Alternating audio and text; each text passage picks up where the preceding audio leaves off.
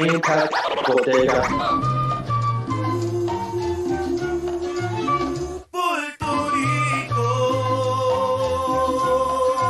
Toma. Pronto llegará el día de mi suerte. Te lo juro por mi gente. Te juro que un día llegará. And we won't stop. We always do. We make it. Even though you play it, we still made it to the top. Latino empowerment. Good evening, ladies and gentlemen, and welcome to episode number 8 of the Impact Bodega Podcast. This is your host, the quintessential Puerto Rican muffin, Jorge Luis Martinez Jr. And today I am alone because our friend from Puerto Rico, La Isla del Encanto, Robert Does Wrestling, is still recovering from Nick Aldis All In losing his title against Cody Rhodes. And the resident chef is somewhere in Florida cooking up some new schemes for Heel Team 6, which will be coming out with more exclusive content. So please, folks, stay with that. So we're going to start with our Impact Wrestling with Latinos who didn't do much of anything this week except for talking, which that's always good. But we have Phoenix and Pentagon Jr. have a little vignette coming up where they are challenging OVE, hopefully for next week or even maybe for the tapings in Mexico that are coming up this upcoming week. And they're trying to bring in Brian Cage, so that should be interesting to see those 6 men go at it. And then we also got to see the 3 gentlemen, or the person who called the ceasefire between Conan and King. That was interesting to see on its own, but you know, I have a little issue with that whole setup. I was expecting to be someone either younger, maybe, you know, some retired wrestlers, Latino retired wrestlers from the street or something like that would have been more fun. They have these 3 guys, no one knew who they were, and their acting was horrible. But, you know, between Conan and between Conan and King, that should be an interesting 6-man match that has been set up for Bound for Glory, which is going to be LAX against the OGs. And it's going to have the additions of King and Conan in the match. So that should be very, very interesting to watch. And I'll be in the house, sitting front row, VIP section again. So if you're looking for me, just look for the Puerto Rican guy with the big flag, just flapping it up in the air there. So, yeah, but, you know, pretty much to Thursday's show was okay. It wasn't a barn burner whatsoever. I mean, the Rich Swann versus Petey Williams round 2 match was excellent. I liked it that it went back and Petey Williams picked up the victory.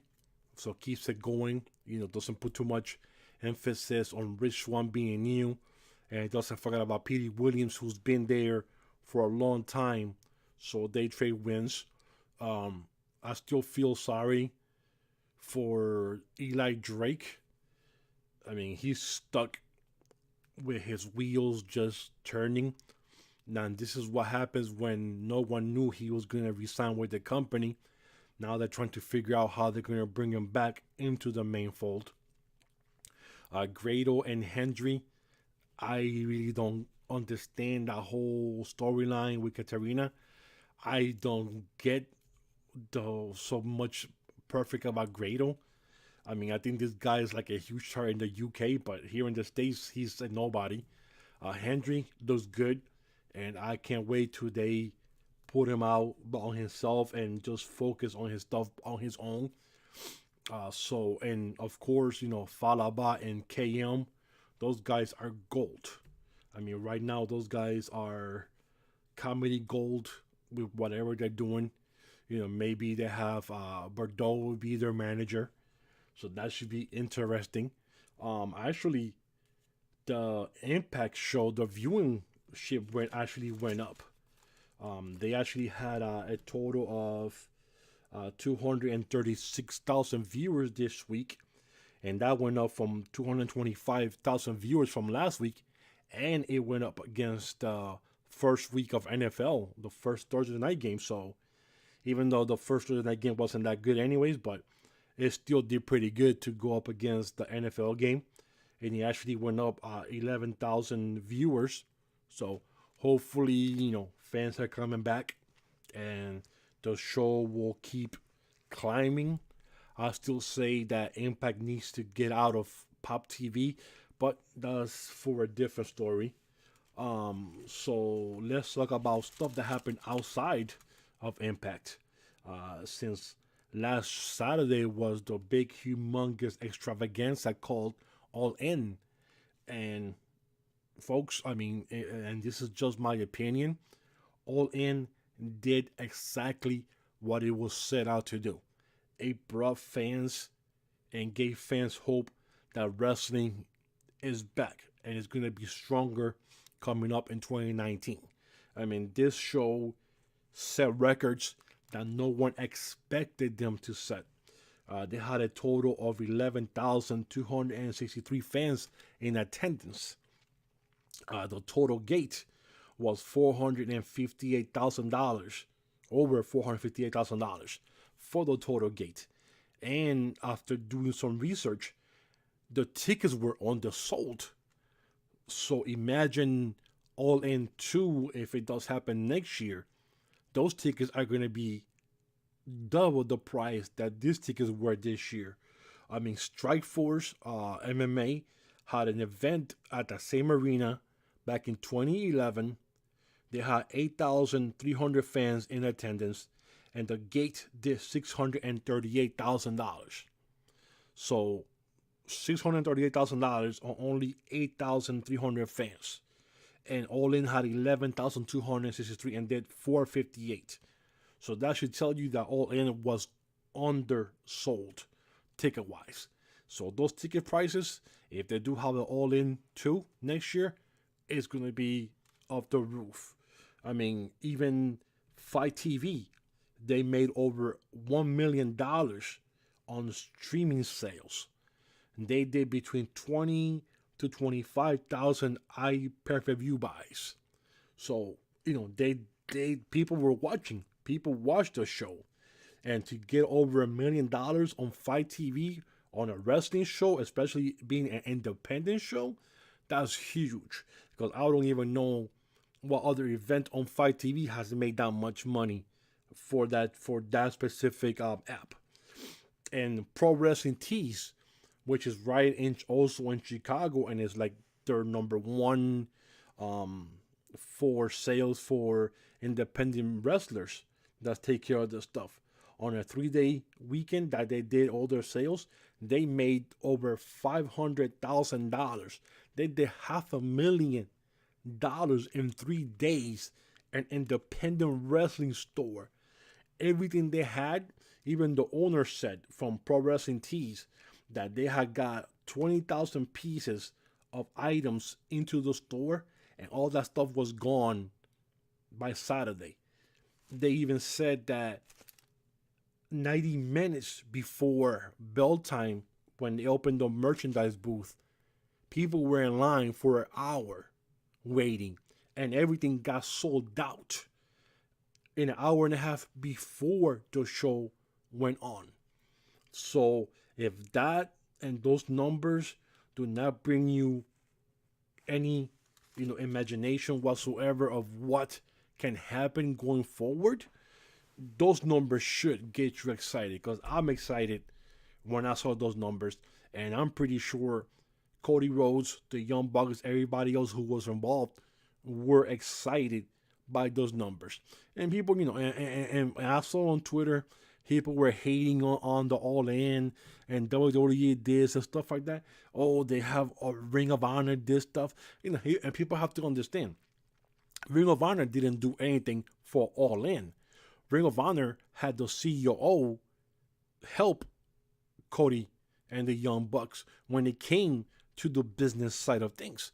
because people have to understand, just because they're wrestlers and they put their own money, they don't know all the aspects that go into taking a show like this. You have to get the licenses for the venue, which the venue will have those licenses for the merchandise and the concession stands for the beer, the food. But you also have the gate tickets and the gate money. You have the merchandise money. Who's gonna get a cut of that? What percentage of cut everybody's gonna get?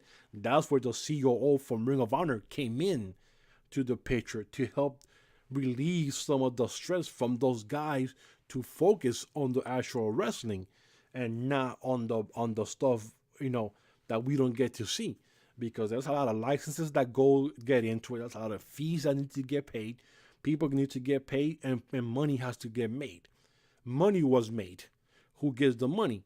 That's where he comes in. So All In was a humongous success, and hopefully there's an All In too. But as we already know, and if people looks on Twitter and Facebook, you can hear the rumblings. Or where's Cody and the Young Bucks going to go next year? You have Hangman Page, who's going to be also a free agent. People weren't talking about him, so that's a fourth guy that's included into the mix with those guys.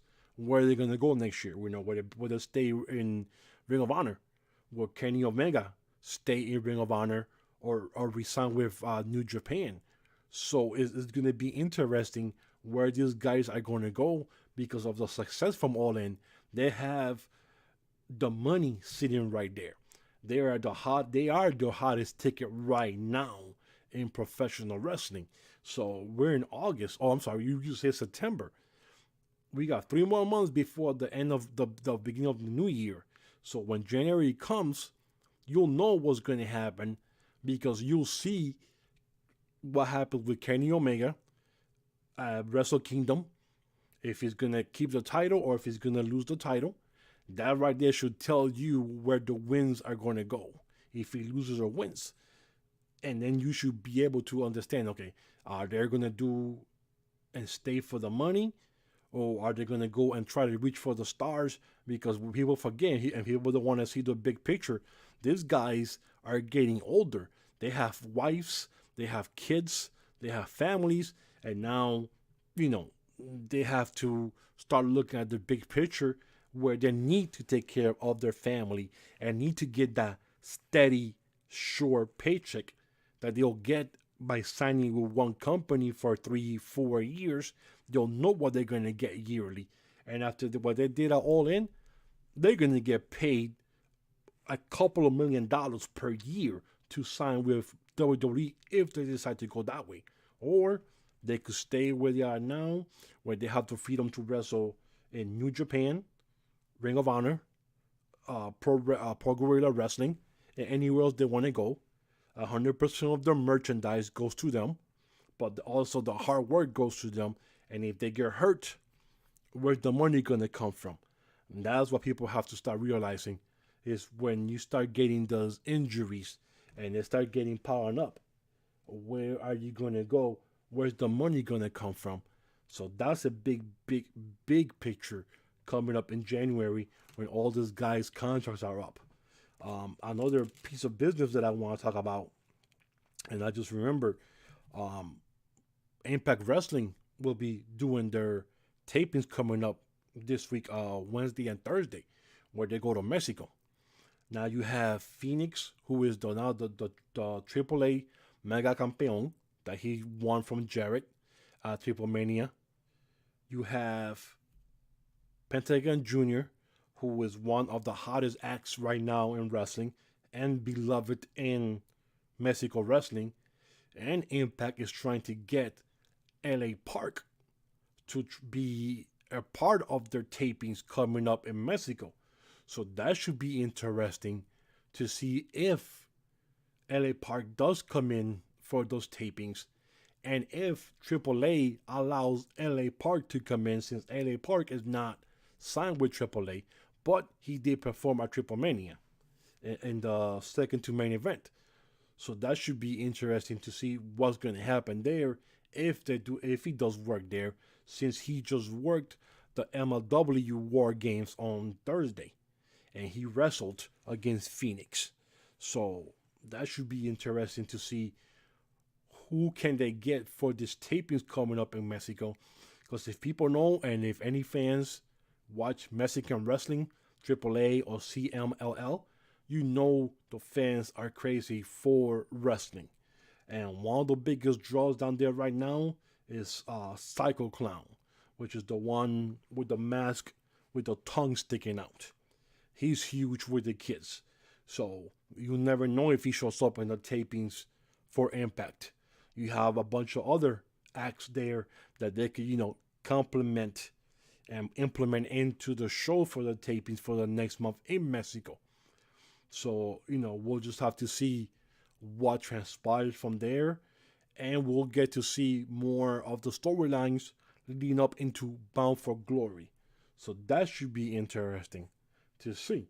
Now, one last piece of business from the weekly review of wrestling. Our good NWA fans, if there are any left like myself, like we know, is holding the 70th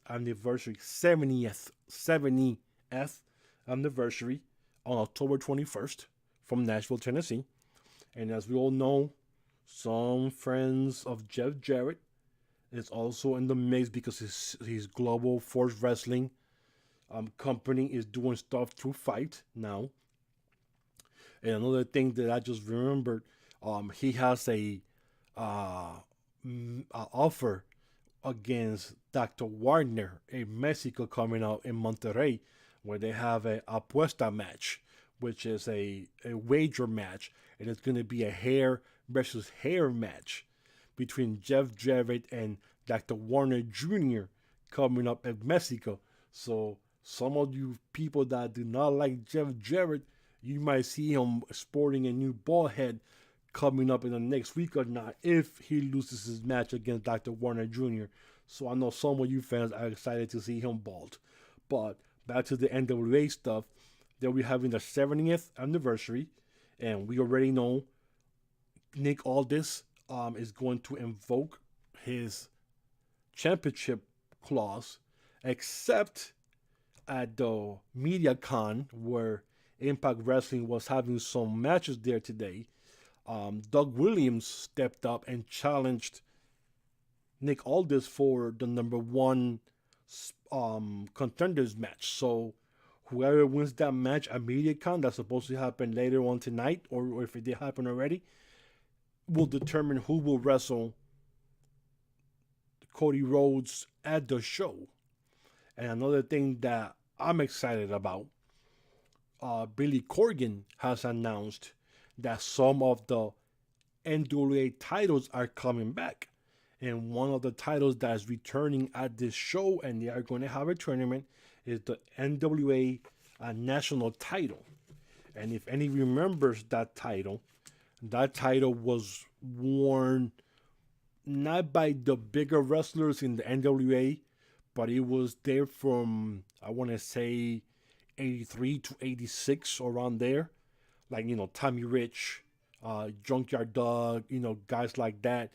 Manny Fernandez, the Raging Bull, Al Perez held the title. So that title is coming back. And in 86, the title was defended against Nikita Koloff. And Nikita Koloff won the match. And after the match was ended in the middle of 86, the national title became the U.S. title, which now belongs to the WWE. And I don't even know if the U.S. title is still there or not, which I believe it still is. But that's the title that became the U.S. title, was the national title. And they're going to bring that title back at the show. And I believe it's going to be either a 6 or 8-man tournament for that title. Participants have not been announced yet, but they should be coming out. So I'm excited for that because they're bringing that title back. He mentioned that they're also going to bring the NWA tag team titles back and the NWA women's titles back starting sometime next year. So that should be something exciting. Now, my favorite title in the NWA was the NWA television title, the one that Tully Blanchard and Art Anderson and Sting and all those guys wore there when it was called the NWA, and it was the red belt. It was the red outer strap, silver in the middle, and it said National Television Championship in red letters. I don't know if people remember that title or not, but to this day, that was my favorite title. I know Tully Blanchard. I remember Tully Blanchard having that title multiple times. And I remember Tully Blanchard holding that title for 1 year for 356 days, I believe. Because I remember he was 9 days short of holding it for a whole year. So he held it for 356 days. That was 12 pay-per-views. He held that title. And you know when they really want you to hold a title, they always run back to you. And I remember he had lost the title, and it didn't even last not even 2 to 3 months before he got the title back and went back on the run again. So that title went between him and Art Anderson for a couple of years. So I'm hoping that that title returns to the NWA and becomes part of that, because right now with Cody Rhodes being the heavyweight champion, the 10 pounds of gold is back to being relevant. And that was what the NWA title heavyweight champion was. He had the belt and he would defend it outside of the NWA. That's when Ric Flair, Harley Race, Dusty Rhodes will always be out of the federation, and they had that the national title as the main title there, always on TV, because their heavyweight champion was the one that was out defending the title worldwide, in Puerto Rico, in Hawaii, in Santo Domingo. They even defended the title to the Dominican Republic one time, where Ric Flair actually lost the belt. Yeah, I want to say this was back in either 77, 78. He lost the belt in the Dominican Republic for 1 day. The gentleman who beat him, I cannot remember his name whatsoever, but he got stripped of the title the next day because he was never going to leave the island to defend the title. So he lost the title and he got stripped of the title, and they gave the title back to Ric Flair when he left the Dominican Republic. So he actually lost it for 1 day. So that's crazy to even think about something like that. But the title, the heavyweight title, was being defended, all over the world in places that people didn't even hear back in the 70s, early 80s. So, I'm excited for wrestling. What All In did was put wrestling back on the map. And October is going to be a huge month of wrestling because you have the Bound for Glory. You have MLW doing a Fusion Frenzy, I guess, at the beginning of October. I'm pretty sure, I think Shimmer, Shine, somebody's doing something in October. And we all know the WWE is doing the farce of an all-women revolution, whatever, which I'm hearing and I'm seeing that is actually underwhelming right now when it comes to ticket sales. They said that they sold around 7,000 tickets so far, and like 2,000 of those tickets were bought by scalpers. So, that right there tells you somebody thought that it was going to be sold out early and started buying tickets to sell them at double the price, and it hasn't been sold out yet, and we're already in September. So that should be interesting to see. Well, fans, I've taken enough of your time, and it's Sunday, and it's a fun day, and it's football. Unfortunately, my Tennessee Titans lost today in a monsoon in Miami, so I need to recover. And I know there's another game coming up tonight, but I want to give thank you to everyone who takes the time to listen to the show, to the Impact Bodega Podcast. You guys are the real heroes. You guys are the champions, because without you guys, we would not be able to do this right now. And I appreciate everyone who listens. I love every single person that says hi to me on Twitter and wants to talk wrestling. I'm down for conversations anytime. If you want to hit us up, we are all on Twitter, so please hit us up. Talk to us, say hi. I will be at Bound for Glory. Like I said, if you see me, I'll be on the front. Come up to me. I'm half blind. I can't see worth nothing. So come up to me, say hi. We'll take a picture for the gram. We keep it, we keep it moving. Show love to everyone. We all wrestling fans, and no one should hate or anything, or this company is better than this one, or this was not. No. If you choose to like the WWE, that's your opinion. You do what you have to do. You like it. You like it. I watch it sometimes. Thank God to YouTube. I get to watch Raw on YouTube because I could skip half of the crap that goes on, and I watch it on YouTube. That's my Monday Night Raw. Less than 25 minutes, I see the whole show on YouTube, and I know what's going on. So for everybody who watches wrestling, respect each other on Twitter. No name calling. You don't have to be, bringing nobody's mom into this nonsense. All this stuff. Is that you respect or you don't. Either you liked All In or you didn't. That's cool. Say what you gotta say and go on. You don't have to be sending messages to the wrestlers direct. That you fat, you doing this, you doing that, you ugly. No, man. Nobody wants to hear none of that stuff. Be respectful to each other. Respect everybody. Love everyone, and just have fun. Just enjoy, talk to people, and have a good time. So, ladies and gentlemen, thank you so much for tuning in tonight. I really appreciate it. Hopefully, real soon you will hear all of us together again. In the meantime, you'll hear one of us, myself, or Robert Does Wrestling. Because, like I said, Chef is out doing some new ventures for Heel Team 6.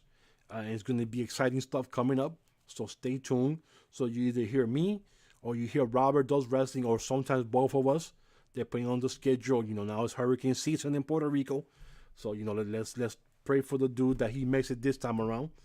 But, just stick with us. We're going to be here for you guys. And if you guys ever want to talk to us, like I said, hit us on Twitter. And I love you guys. And, let's go Titans, and to any football team that you like. Thank you so much for listening, and good night.